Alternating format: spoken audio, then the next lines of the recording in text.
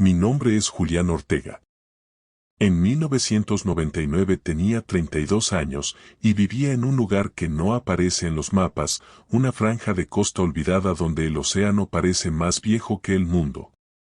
Escribo esto ahora porque ya no queda nadie más vivo que pueda desmentirme. El otro hombre murió allí. Y porque, después de tantos años, he entendido algo terrible, ellos nunca se estuvieron escondiendo de nosotros. Éramos nosotros los que nos escondíamos de ellos. En aquel tiempo trabajaba con mi socio, Mateo Rivas, recuperando restos de barcos hundidos. No era un trabajo limpio. No preguntábamos de dónde venían las cargas ni a quién pertenecían. El mar lo devuelve todo, decíamos. Mentira. El mar elige qué devolver. Nos instalamos cerca de esa costa porque nadie nos molestaba. Ni guardacostas, ni pescadores, ni turistas. Los pocos locales que quedaban evitaban el agua al anochecer. Cuando preguntábamos por qué, bajaban la voz o cambiaban de tema. Uno de ellos, un viejo sin dientes, me dijo una frase que aún escucho en sueños: el mar aquí no está vacío. Solo está esperando. La primera noche escuché algo que no era una ola. Era un sonido húmedo, como si alguien respirara con los pulmones llenos de agua. Mateo pensó que era una foca. Yo quise creerle. Durante semanas notamos cosas raras, redes rotas desde abajo, marcas en el casco del bote, peces mutilados flotando sin ojos. Una madrugada vi una cara asomarse entre las olas. No era bella. No era mitológica. Era humana y no lo era. La piel parecía hinchada, casi podrida, los ojos demasiado grandes y pálidos, la boca rasgada hacia atrás, llena de dientes finos como agujas. Me miró sin parpadear. No sonrió. Me evaluó. Aquella fue la primera vez que vi una sirena. Después entendimos que no era una sola. Había muchas. Decenas. Vivían más allá del arrecife, donde el agua se vuelve oscura incluso de día. Allí abajo existía algo parecido a un pueblo, restos de barcos encajados en coral, cadenas, huesos. Estructuras que no deberían mantenerse en pie. No cantaban. Sus voces eran graves, rotas, como gargantas que nunca debieron aprender a hablar. Nunca intentaron atacarnos al principio. Eso fue lo peor. Nos observaban. Nos seguían. Nos dejaron vivir. Años después supe por qué. Ellas no eran las dueñas del océano. Eran refugiadas. Algo más profundo las cazaba. Algo antiguo. Algo que ni siquiera ellas se atrevían a nombrar. Se mantenían cerca de los humanos porque nuestro ruido, nuestras luces, nuestras máquinas, lo ahuyentaban. Por eso permanecieron ocultas. Y por eso, durante 9 años, nosotros también. No llegamos a esa costa por accidente. La elegimos porque nadie más la quería. Mateo y yo llevábamos años moviéndonos por puertos secundarios, aceptando trabajos que no figuraban en ningún registro. Recuperación de chatarra marina, decían los papeles. En realidad, era salvamento ilegal. Contenedores caídos por error, cargamentos que nunca llegaron a destino, barcos que oficialmente se habían hundido vacíos. El mar guarda secretos, y algunos valen mucho dinero. Esa costa era perfecta. Una lengua de tierra golpeada por corrientes fuertes, sin hoteles, sin señal de radio clara. El tipo de lugar donde, si algo sale mal, nadie viene a preguntar. Alquilamos una casa de madera vieja, casi podrida por la sal. Desde la ventana se veía el océano abierto, siempre moviéndose, incluso cuando no había viento. Eso debería habernos alertado. Los locales eran pocos y extraños. Vivían lejos del agua, como si el mar fuera una enfermedad contagiosa. Pescaban solo de día, nunca solos, y jamás se adentraban más allá del arrecife. Había reglas no escritas que todos obedecían sin discutir, no encender luces fuertes por la noche, no silbar cerca del agua, no tirar restos al mar y, sobre todo, no nadar después del atardecer. Cuando preguntábamos por qué, se cerraban. Una mujer nos dijo que su hermano desapareció hacía 10 años. Otro hombre afirmó que el mar se lo tragó. Pero lo dijo mirando al suelo, como si la verdad pudiera morderlo. Ignoramos todas esas advertencias. Siempre lo hacemos los que creemos saber más. Las primeras semanas fueron tranquilas. Demasiado. Sacábamos metal, restos de motores, incluso partes enteras de cascos hundidos. Pero pronto empezaron los problemas. Las boyas se soltaban solas. Las cuerdas aparecían cortadas, no desgastadas, cortadas limpiamente, como con cuchillas. Una noche, Mateo juró haber sentido manos bajo el bote, empujándolo suavemente, como si algo probara su peso. El verdadero cambio ocurrió cuando desapareció un pescador local. Su lancha apareció vacía, girando en círculos. No había sangre. No había señales de lucha. Solo una marca en el borde, húmeda, como si algo se hubiera apoyado allí para salir o para mirar. Los días siguientes, el pueblo quedó en silencio. Nadie salió al mar. Nadie nos habló. Y entonces entendí algo perturbador: nos estaban observando, no solo desde la costa, sino desde abajo. Cada vez que me asomaba al agua, sentía esa presión en el pecho, como cuando alguien te mira fijamente desde la oscuridad. Mateo quiso irse. Dijo que no valía la pena. Yo también lo pensé, pero ya era tarde. Porque esa costa no estaba abandonada. Estaba ocupada. Y nosotros, sin saberlo, acabábamos de mudarnos al centro de algo que llevaba siglos escondido. La noche en que lo vimos con claridad, el mar estaba demasiado quieto. No había viento. No había olas reales. Solo ese movimiento lento y espeso, como si el agua respirara. Mateo y yo estábamos en el bote, revisando unas marcas que habían aparecido en el casco esa misma tarde. Cortes largos, paralelos, imposibles de hacer con rocas. Yo no quería estar allí. Ninguno de los dos lo decía en voz alta, pero los dos lo sabíamos. Fue Mateo quien apuntó primero. ¿Viste eso?, susurró. Pensé que se refería a una sombra o a un pez grande. Me acerqué al borde y miré hacia abajo. Al principio no vi nada. Luego, el agua se abrió. Una cara emergió lentamente, sin salpicar, como si el mar la empujara hacia arriba con cuidado. No tenía nada de mágico. No había brillo, ni belleza, ni armonía. La piel era grisácea, irregular, como carne que pasó demasiado tiempo bajo el agua. Los ojos eran grandes, demasiado grandes, lechosos, con pupilas casi invisibles. No parpadeaba. Nunca parpadeó. La boca era lo peor. Los labios estaban retraídos, tensos, dejando al descubierto una fila de dientes finos, apretados, afilados como agujas. No eran dientes de depredador limpio. Eran dientes diseñados para arrancar, no para morder. El olor llegó incluso antes que el sonido, una mezcla de sal, metal oxidado y algo viejo, algo muerto. Quise gritar. No pude.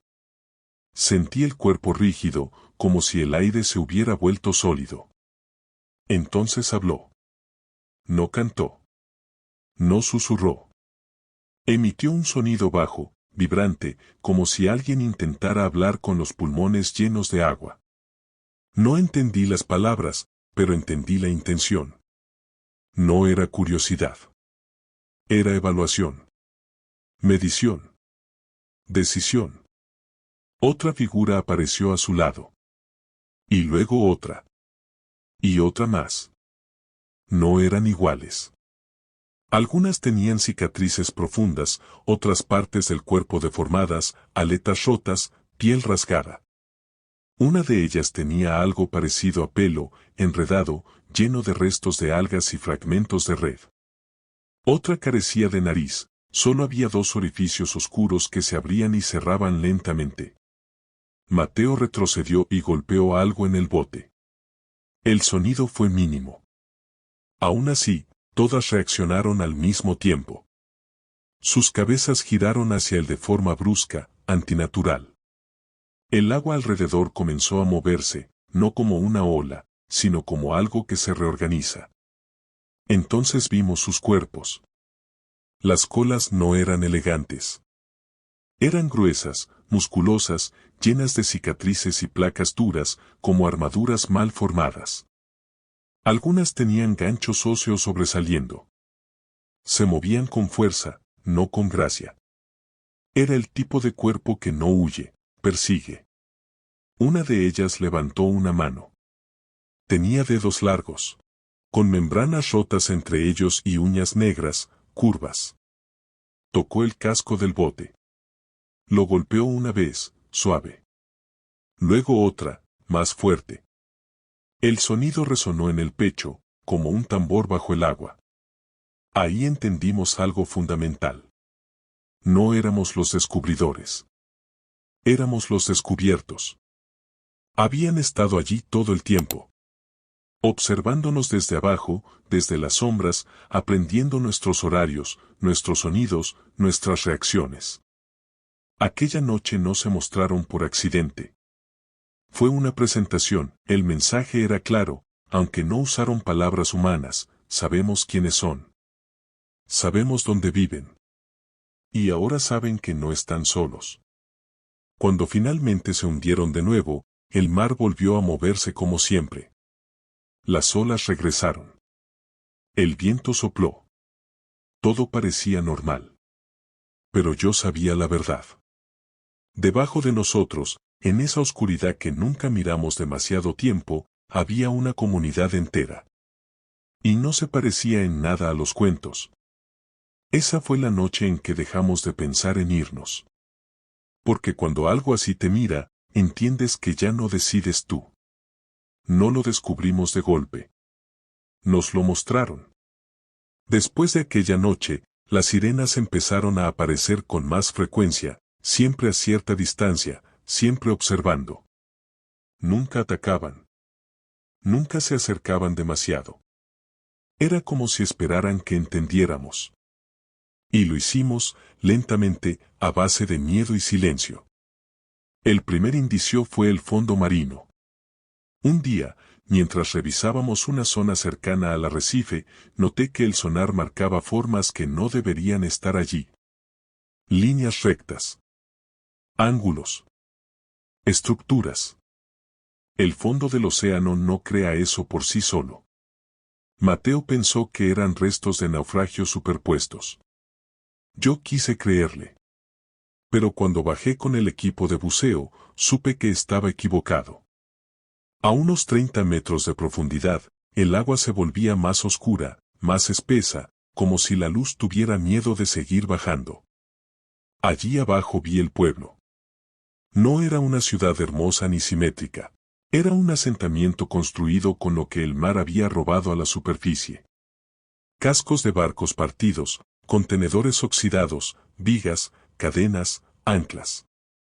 Todo encajado entre coral y roca, sostenido por estructuras que parecían improvisadas, pero que llevaban décadas allí. Quizás siglos. Había símbolos grabados en metal y piedra. No entendí su significado, pero todos se repetían, como advertencias. Como marcas de territorio. Las sirenas se movían entre las estructuras con naturalidad.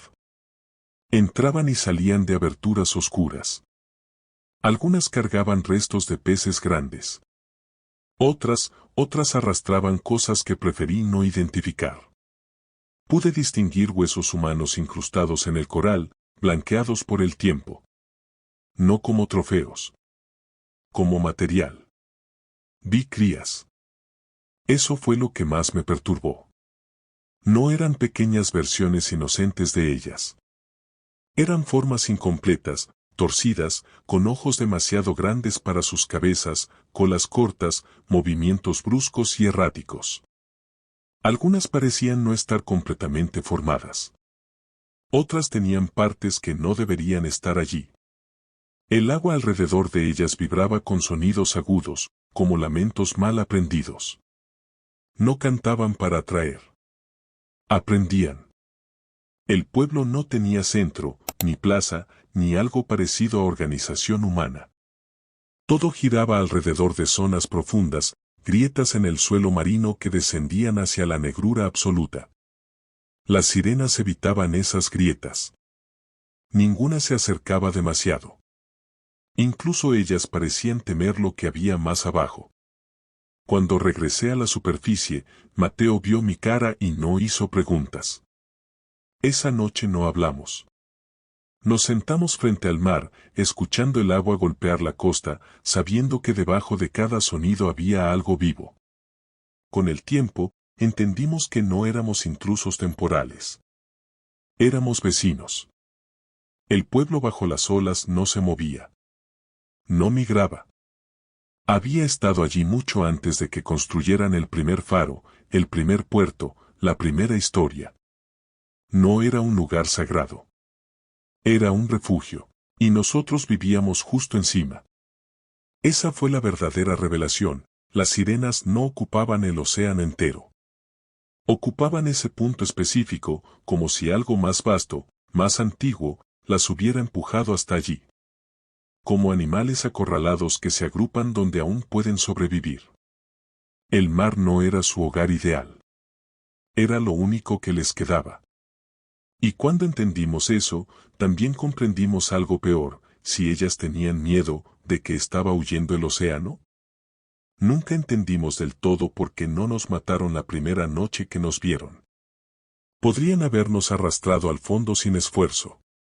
Sus cuerpos eran fuertes, sus dientes afilados y sus manos largas, capaces de romper madera y hueso como si fueran ramas. Sin embargo, lo único que hicieron fue observarnos, medirnos, evaluarnos. Pronto comprendimos que había reglas invisibles. No hablaban, no pedían nada, pero su comportamiento era claro, si obedecías, sobrevivías. Mateo y yo aprendimos rápido a no gritar, a no señalar demasiado, a no intentar tocarlas ni invadir su espacio. Cada gesto nuestro era cuidadosamente observado. Cualquier error era respondido con miradas largas y penetrantes que te hacían sentir expuesto como un insecto bajo la lupa. Nos dimos cuenta de que no éramos solo espectadores de su mundo. Les éramos útiles. Al principio no lo entendimos, pero con el tiempo vimos la relación clara, nos necesitaban para mantener a raya a algo que vivía más profundo en el océano. Algo que ellas temían incluso más que nos temían a nosotros. El ruido de nuestros motores, las luces de nuestras linternas, los restos que tirábamos accidentalmente al mar, todo eso actuaba como una barrera mínima, casi simbólica, contra lo que acechaba más abajo. Así, poco a poco, surgió un equilibrio extraño, ellas nos dejaban vivir porque nosotros, inconscientemente, éramos parte de su sistema de defensa. A cambio, recibíamos beneficios. Restos de peces grandes, cangrejos y moluscos que nunca habríamos atrapado solos, metales arrancados de naufragios, piezas que podían servirnos para reparar nuestro bote. Todo lo daban sin palabras, como si nos ofrecieran comida a cambio de silencio y obediencia. Pero el precio era alto. No podíamos abandonar la zona. Intentar irnos significaba peligro mortal, no solo para nosotros, sino para quienes nos vieran. Lo entendimos de forma brutal después de que un pescador local desapareciera tras acercarse demasiado. El bote apareció intacto, pero vacío. Las marcas en el casco y las olas extrañas nos dejaron claro que había límites que no debían cruzarse. Lo peor de todo era que nos enseñaban, sin enseñarnos. Cada gesto, cada movimiento, cada hora del día nos enseñaba a vivir bajo sus normas. Mateo y yo desarrollamos rutinas casi animales, como movernos en silencio, como dormir sin luces, como preparar la comida sin hacer ruido. Incluso aprendimos a distinguir sus diferentes tipos de miradas, la que advertía, la que evaluaba y la que podía significar muerte inmediata. Poco a poco, nos convertimos en parte de ese ecosistema. No éramos amigos, no éramos aliados, pero éramos tolerados. Éramos testigos, trabajadores, barrera, mensajeros invisibles. Cada año que pasaba bajo esa regla silenciosa nos enseñaba algo más. La supervivencia no dependía de fuerza ni inteligencia humana, sino de adaptación al miedo que vivía bajo el agua. Y aunque nos sentíamos extrañamente seguros, la seguridad era solo relativa. Sabíamos que, en cualquier momento, un mal movimiento podría costarnos la vida. El mar parecía calmo, pero la verdadera amenaza siempre estaba ahí, acechando en la oscuridad, y las sirenas solo podían protegernos mientras permaneciéramos dentro de sus reglas. Así fue como Mateo y yo sobrevivimos durante años, obedeciendo, observando y aprendiendo, comprendiendo que nuestra existencia dependía más de ellas que de nosotros mismos. Nunca hubo palabras, nunca hubo tratados. Solo un acuerdo tácito de supervivencia que duró 9 años. Nunca entendimos del todo la gravedad de su miedo hasta mucho después. Al principio creíamos que se escondían de los humanos, de la curiosidad, de la persecución. Mentira.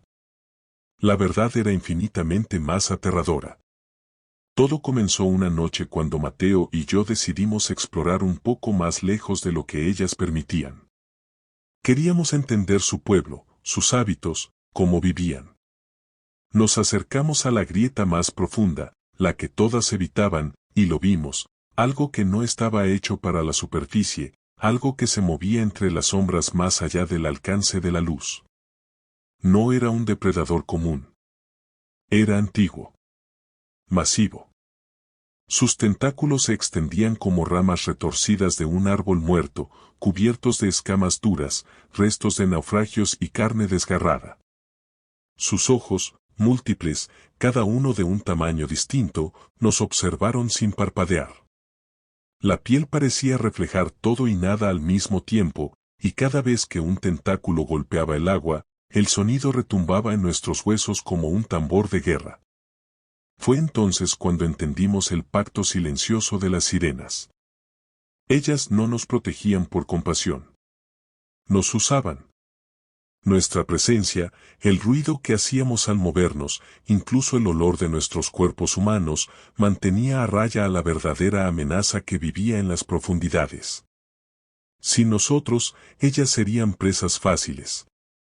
Durante meses, fuimos testigos de ataques que nos mostraban lo cruel y eficiente que era esa fuerza. Peces enormes eran destripados y arrastrados bajo las grietas. Algunas sirenas adultas eran alcanzadas y arrastradas al fondo antes de poder reaccionar. Nunca vimos el cuerpo de regreso. El agua se teñía de rojo y verde oscuro, y el silencio que seguía era absoluto, aterrador. Las sirenas eran conscientes de cada movimiento humano. Había señales silenciosas, un golpe de cola, un gesto con la mano, un cambio en la posición de los cuerpos. Cada acción nuestra era un escudo improvisado. Cada vez que encendíamos una luz, ellas se acercaban ligeramente a la superficie, y esa acción mantenía a la bestia más profunda a distancia. Con el tiempo, Mateo comenzó a obsesionarse. Tenía pesadillas donde la criatura lo miraba directamente, donde las sirenas no estaban para salvarnos. Yo también empecé a sentirlo, el mar no estaba tranquilo, nos estaba evaluando, y cualquier error podría significar nuestra muerte inmediata. Por eso, durante 9 años, seguimos las reglas al pie de la letra. Nunca nadamos de noche, nunca hicimos ruido innecesario, nunca intentamos escapar. Cada vez que pensábamos en irnos, el recuerdo de lo que había en las profundidades nos devolvía al borde de la obediencia. Era un terror que no se podía describir con palabras humanas. Sabías que algo podía arrastrarte bajo el agua en cualquier momento. Sabías que los seres que creías mitológicos eran reales y que eran solo una capa superficial de algo aún más aterrador. Esa fue la razón por la que las sirenas permanecen ocultas. no para protegerse de nosotros. Para sobrevivir a lo que habita más allá de las sombras del océano, algo tan antiguo, tan despiadado, que ni siquiera ellas se atreven a enfrentarlo directamente. Y nosotros éramos parte de su estrategia de supervivencia. No aliados, no amigos. Solo humanos útiles que mantenían la frontera entre la vida y el horror. Vivir con ellas no era vida. Era un equilibrio constante entre miedo y silencio, una existencia suspendida entre la curiosidad y la muerte. Durante esos 9 años, Mateo y yo aprendimos a movernos como sombras, a respirar sin hacer ruido, a hablar en susurros que solo nosotros entendíamos. Cada acción, cada decisión, cada gesto tenía un peso que podía costarnos la vida en un instante. Al principio creíamos que sobrevivir era suficiente. Nos daban comida, peces enormes, moluscos que nunca habíamos visto, restos de naufragios que las sirenas traían para nosotros. Era generoso, si se consideraba que nos estaban usando. Pero con el tiempo comprendimos que nada venía sin un precio. El primer precio fue la cordura. Mateo comenzó a hablar solo por las noches, imitando los sonidos que las sirenas hacían bajo el agua, como si quisiera comunicarse con ellas directamente. Yo lo reprendía, pero él no me escuchaba. Sus ojos empezaron a perder su brillo humano, se volvieron vacíos, observadores, como los de las criaturas que vivían en las profundidades. La obsesión lo devoraba poco a poco.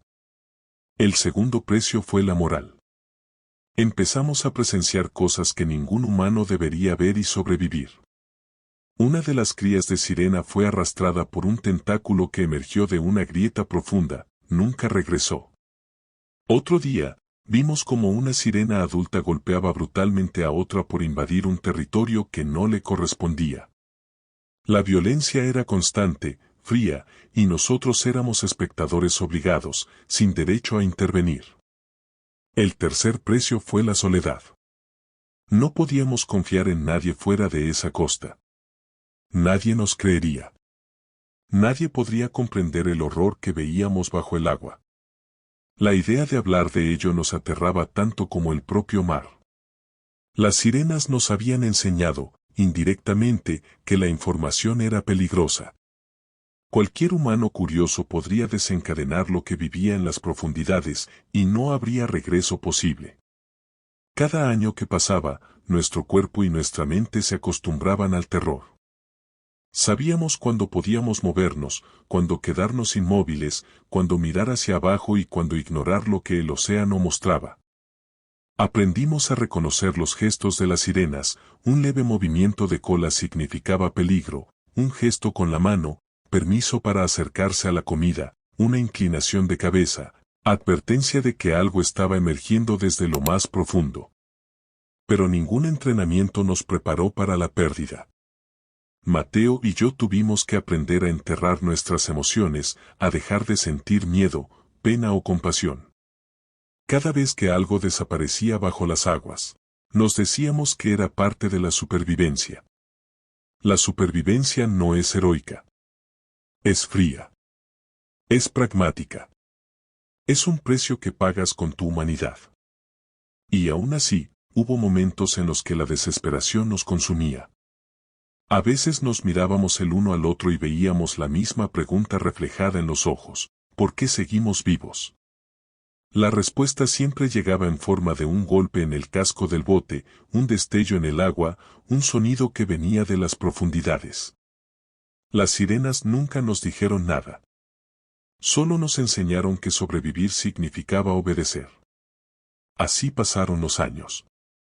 9 años de rutina bajo la tensión constante de lo desconocido. El mar se convirtió en un recordatorio constante de que la vida era frágil, y que incluso en la aparente seguridad de la superficie, el horror estaba siempre esperando bajo la ola. Nunca olvidaremos lo que pasó la primera vez que alguien trató de irse. Fue una regla que aprendimos desde el principio: intentar escapar es igual a la muerte.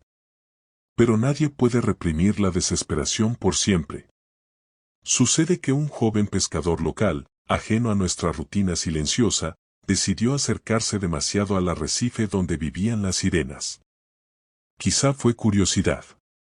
Quizá fue imprudencia. Nadie lo vio marcharse esa noche, pero su bote apareció al amanecer, girando en círculos como si hubiera sido golpeado por manos invisibles. Dentro, solo había agua y restos de redes rotas. Nada más. Mateo y yo lo supimos de inmediato, había sido castigado. La forma en que el bote estaba marcado, con cortes limpios en la madera y muescas profundas en los remos, hablaba por sí misma. Ningún animal del océano podía haber hecho eso. Las sirenas, cuando ellas lo permiten, pueden ser implacables. No tardamos en ver la evidencia real.